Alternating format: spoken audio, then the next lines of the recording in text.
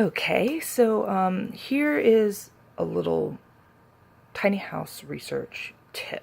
It's about being realistic. Now, I started out wanting to research possibilities against needs and how I could make that work with a do-it-yourself kind of attitude. I wanted to see how that would go.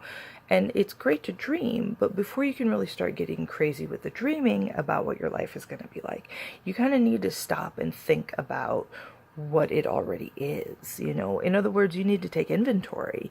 You have to decide, you have to figure out, what do you do in your everyday life, and how does that relate to your home? What do you have in your home?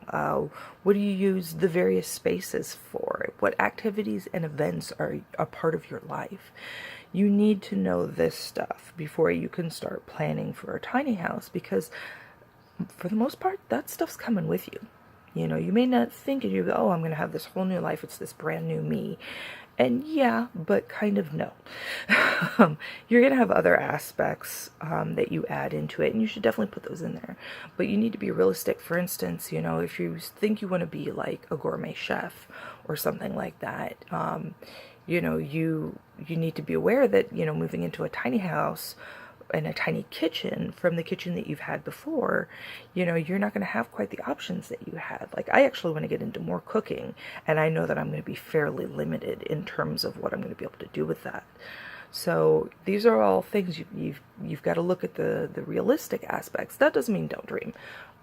Please, you know me, I am all about the dreaming, but you've got to look at the realism, or the real world issues. So that is my little recommendation for you. That's my little tip. And thank you. See you around.